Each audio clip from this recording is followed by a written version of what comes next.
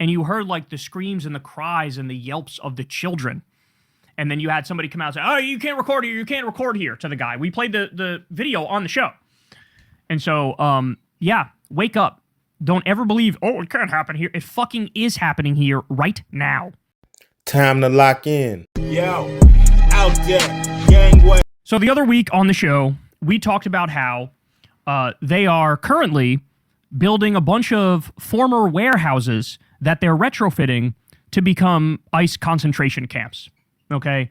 I believe the number we came across in the articles we read, it was 23 different former warehouses that are becoming concentration camps.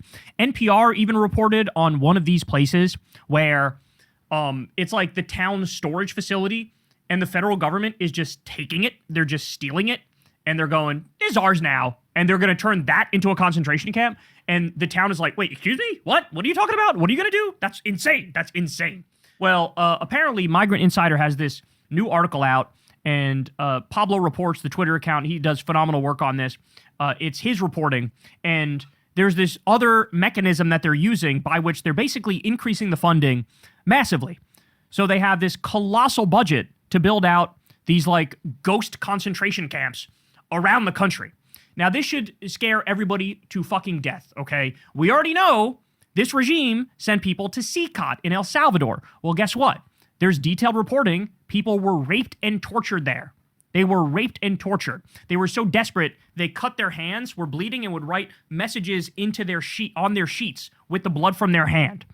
This is a nightmare. This is an absolute nightmare, what we're talking about. Not only that, they also had Alligator Alcatraz, which many people, I think, were correctly calling Alligator Auschwitz.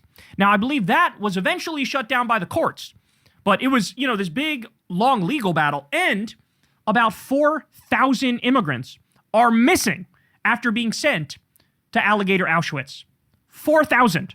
4,000. And nobody even talks about that. Nobody even talks about that. I'm sorry. That is disgusting in the sense that our media is not doing their job and our Democratic politicians are not doing their job. If you're not, 4,000 people went missing at a place where they bragged about the brutality and the sadism of it. The whole point of Alligator Alcatraz was to be sadistic. Every time it rained, the place would flood.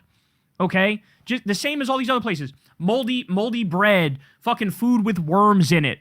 You don't get taken to get your medicine if you have healthcare needs. They don't take you to the hospital when you're sick.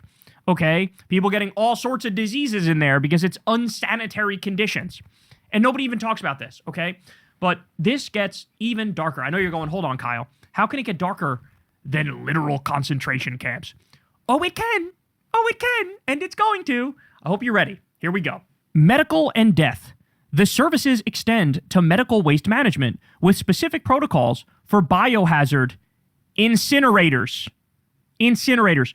So in the reporting on this from Migrant Insider, again, I'll read this for you one more time. In fact, here, I'll click it and make it bigger. Medical and death. The services extend to medical waste management with specific protocols for biohazard incinerators and certified inventory of evidence reports for full-service laundry operations. In other words, in Trump's network of concentration camps, they're building incinerators.